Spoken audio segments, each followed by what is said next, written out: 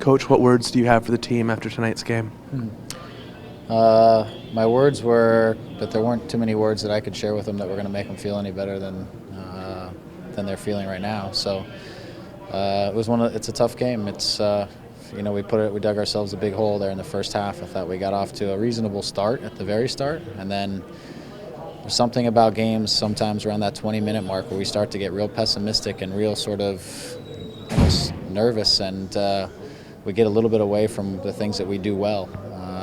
And I thought we got a little bit pessimistic and started turning over the ball and started to get counterattacks coming at us. It was like we were waiting for something to come, and it certainly did. So unfortunately, in this game, when you get passive against good teams and good players like Henry and Bradley Wright Phillips, who's been on fire this year, then sometimes you take goals, and we did. But at halftime, the plan was to come out and go after him, and I think we certainly went after him. I give a lot of credit to the team for putting a lot of energy and effort out there. The defenders scrambled the whole second half to try to keep things out of the goal. Joe made a couple saves, but it's weird to say, but we actually had enough chances to probably scratch ourselves back into the game, and we just couldn't make do of them. But it was good to see us get one back early on to try to make a game of it for the rest of the way. Can you figure out why you guys get pessimistic at the 20-minute mark? Yeah, I don't know exactly. It's a psychology, it's a mentality type of thing. Sometimes maybe it's just something that we've picked up over the course of the year because we've taken some goals early where we start to get a little bit pessimistic. But what happens for me is our outside backs weren't getting higher up the field. They were able to clog up the middle of the field, so we could no longer find our strikers. We couldn't really get wide. And really our shape was really what was kind of hurting us. And part of it was we were turning balls over too quickly, and we weren't allowing ourselves to get into our attacking shape to try to open them up a little bit to where we could connect. And because we were taking a little bit of a defensive posture, and hopefully we don't turn over this ball and Thierry Henry counterattacks us or Bradley Wright Phillips counterattacks us. We took up these sort of pessimistic positions, and in the end is we didn't have players to play forward to. We didn't have players in the pockets and the holes that we needed to play to, and sure enough we invited some transition moments onto ourselves. So why? I think it's psychology. I think it's just something that we need to continue to train and work and develop and shake out of ourselves, but it's going to take a little time. Is it said in the locker room yet that the season's over after Columbus came back and won in Philly tonight? I think the group probably going into the game had a little bit of a mindset that we were going to need at least 7 points to get in.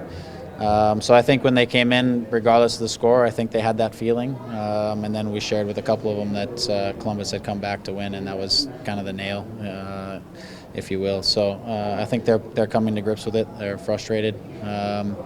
Even a group in there now is saying we had enough chances to claw ourselves back into it, but at the same time, you can't get yourself down 3-0 and expect too much out of it. So, it is what it is, and we'll keep competing. The season's not over yet, even though our playoff drive is probably over. Did fans expect too much at the beginning of the season? Was too much made of the off-season signings and bringing in a few new players for a team that was, pretty subpar last year?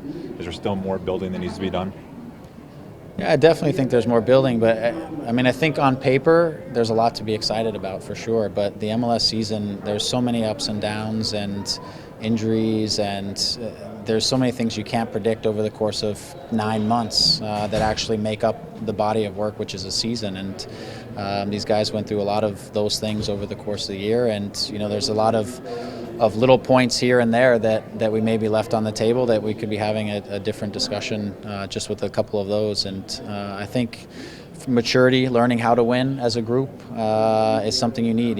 You see around this league the teams that are successful, the teams that have a core group of players who've been together for at least a couple years or a few years, and they gel and they learn how to win together, and they learn the nuances of each other, and they learn about the league and how to scrap for every little action in the league. And I think this team just needs a little bit of that maturity as a group, and they'll get it. I don't think there's any real need for this team to be blown up. I think there's a lot there to be worked with. I think this team has a ton of potential. We had some young guys who got a lot of minutes this year and are going to become a little more hardened veterans as they move into a second year. And that's what you need. You need guys who have experience in this league, and we brought in a lot of guys who hadn't played in the league, even though they had played in big leagues around the world. They still hadn't played in this league, and this league is very different. And so I think a 1-year experience, at least for the group, is really important.